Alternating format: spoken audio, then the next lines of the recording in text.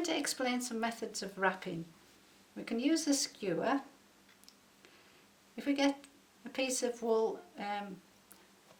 in a strip, that would be ideal for wrapping.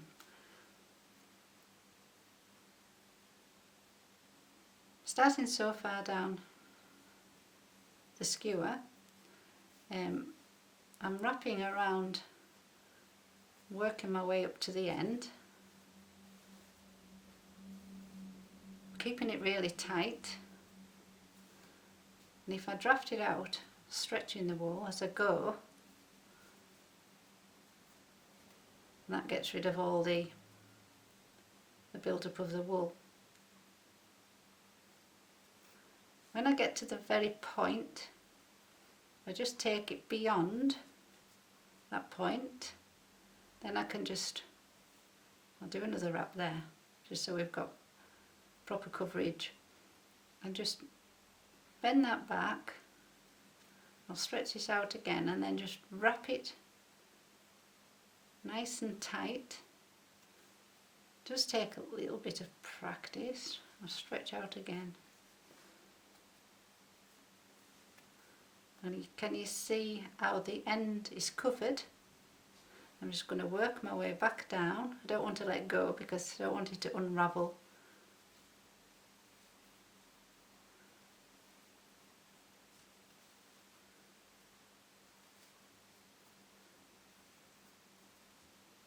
So if I was making a tail, for example, I may just want to start needling it from there. So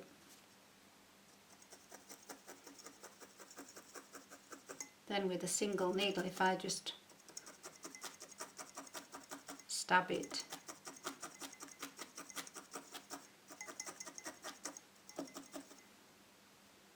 and then I can push off the stick. Make sure I stab the end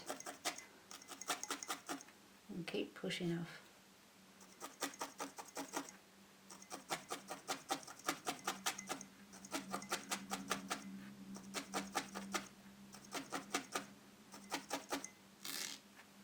So I will carry on the length. That would become quite firm. Also, if you wanted to make a leg, you could use this end of the stick as well. If I was making a beak, maybe for an owl, I would have it a shorter length.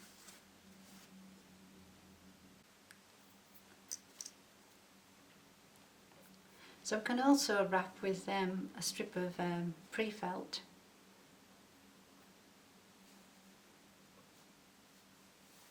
And we just do it the same way, and keeping it nice and tight. There's no gaps as we go.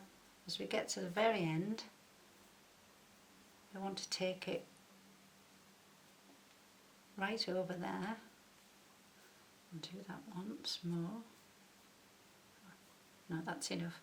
So just taking it right over so that it overshoots the end, and then if we fold that back so we've got the end covered,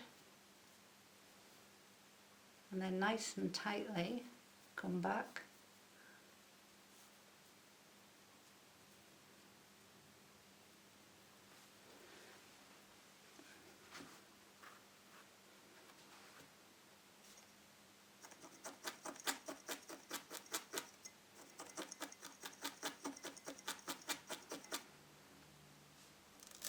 So by using the pre-felt, it's building up quicker if you had a bigger area. So if I just wanted to keep the very end thin, I carry on with the wool. I can cover this,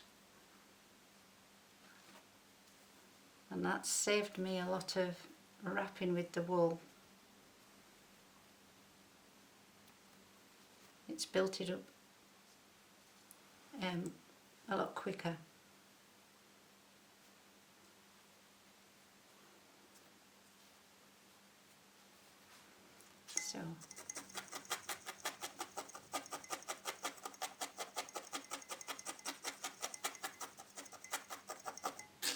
So if I want to keep this end thin, I can just keep working on this area.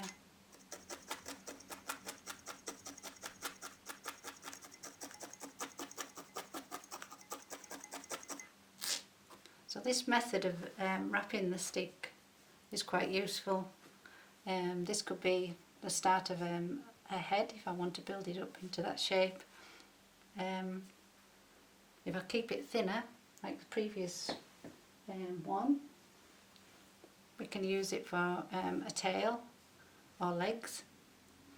You would need to needle that to firm it up a lot more, and we always need to keep these ends loose, because when we come to attach, we want all these nice loose fibres for when we attach to the body. So those are two methods of wrapping.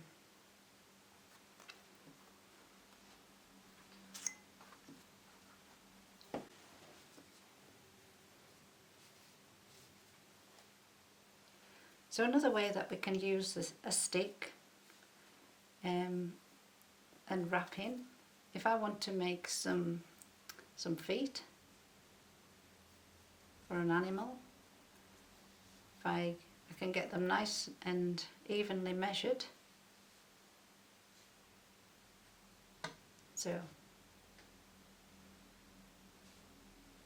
if I just push that off the stick,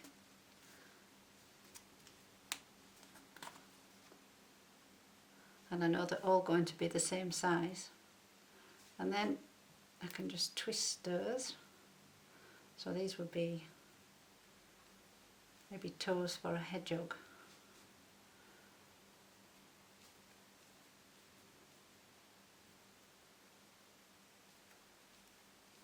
So I'm going to give it 4 toes there. I've just twisted them round, and then if I just twist this extra loose piece, which I made at the start,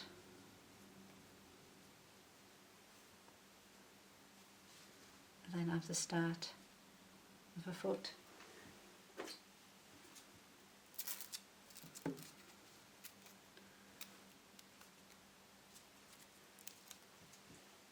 We can then use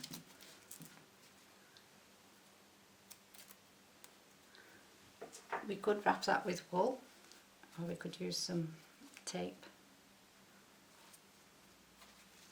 So this is just florist's tape, and it's quite sticky.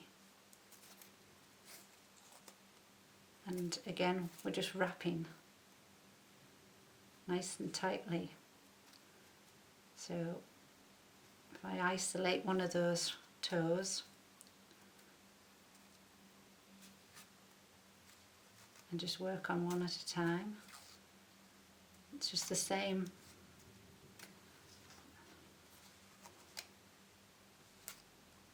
principle. We're just wrapping right up to the end, going over the end so that we can fold that back.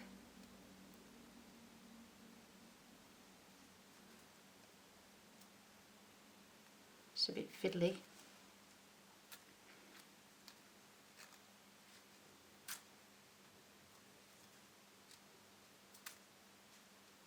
I'm trying to take it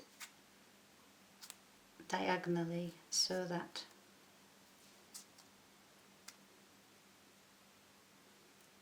it wants to carry on down. So if we take this toe next, that's where it's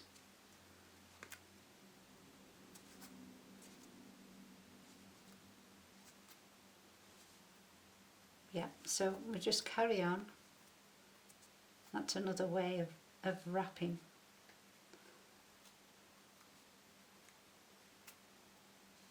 Another useful use for wrapping. So with the tape you need to keep pressing. So that's 2 toes done, and we'll just continue on with another piece of tape until we have the hole. It would also be quite good for a bird's foot. The pipe cleaners are great for these kind of.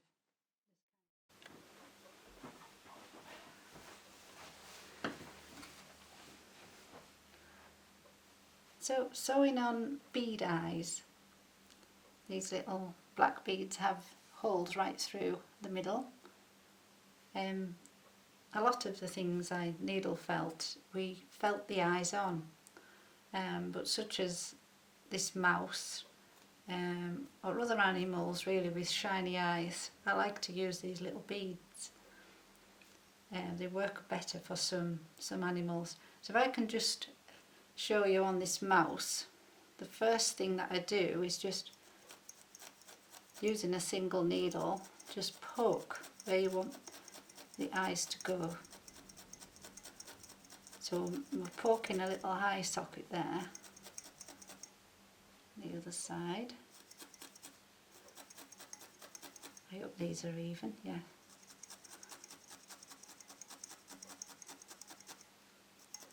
So that's where the little beads are going to sit, just to make sure that they're even. So there's the little eye sockets.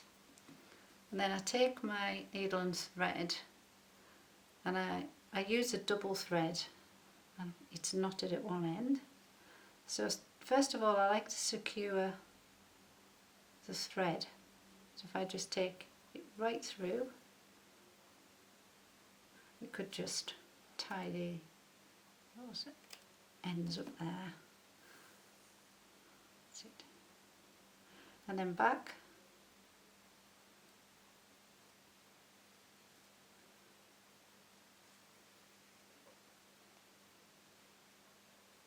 We'll go back again. Right, so I can see where the eyes are going to go, the little beads, and my thread's nice and secure. So if I just thread that bead on and let it sit in the eye socket, then and pull it nice and tight up against the mouse and right through and out of the other eye socket. I would normally put these whiskers on afterwards because they're just going to get tangled up. Right, and then back again. Not sure these beads aren't too big. Maybe should have picked a smaller size. Oh, I think they'll do. So through that hole in the bead, the whiskers out of the way, back through the mouth,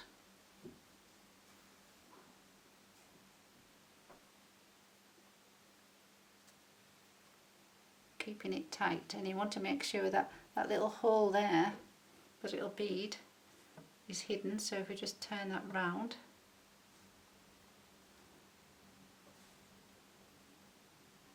and back once more, I think.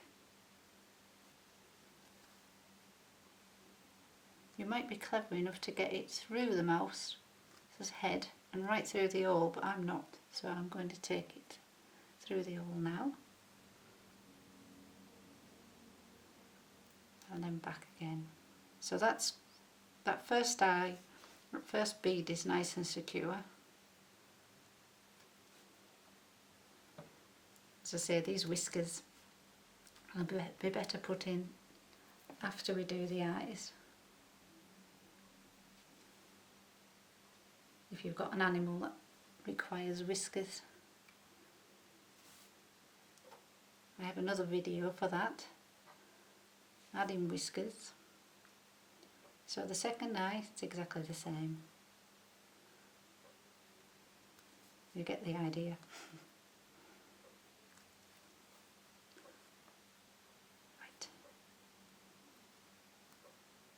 back again. Yep, it's definitely better to put the whiskers on after, but this one is just for demonstration.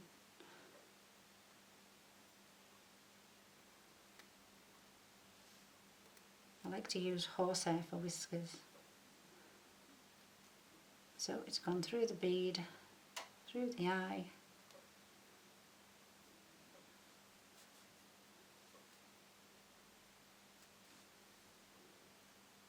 make sure that that little hole is facing in and keeping them nice and tight. So once more, I think we'll do it through the bead, and then we can take it anywhere out of the mouse.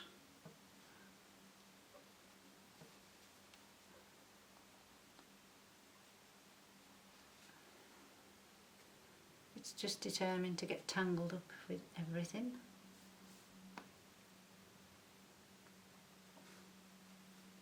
Right. There we go. Two little eyes. Two little beady eyes on the mouse.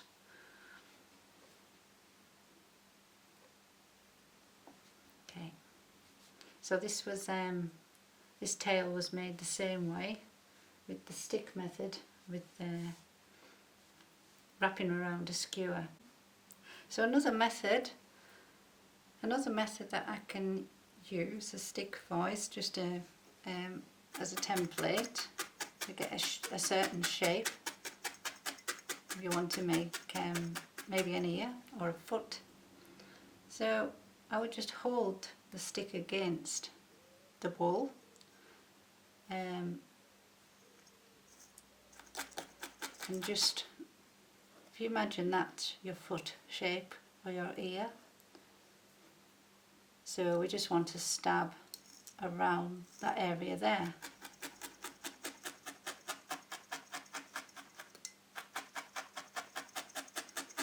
So again, I'm just using my single needle because that's going to be a lot more precise. You could also use the pen tool just to speed it up, because those two needles are lined up. So a holder with two needles lined up. So back to the single needle, which works perfectly well. So if you can see there, it's just this shape here that I want to use, I want to make. So that's, we don't need that anymore. What we need to do next is fold in these edges, and again we need these loose ends, because this is obviously going to be the bit that joins to your animal. So because I've stabbed around here, it's stuck to the felting pad just enough to help me fold in these edges. So if I fold in the top first and then the sides,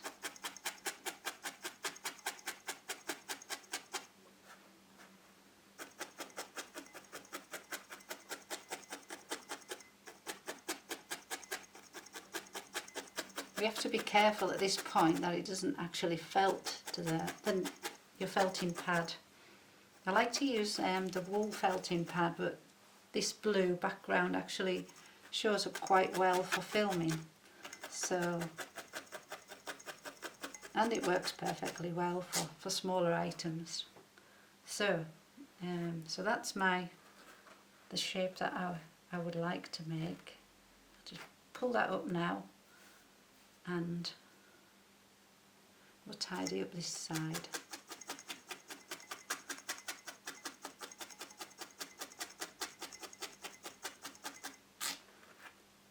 Okay, so we could pull some of this off,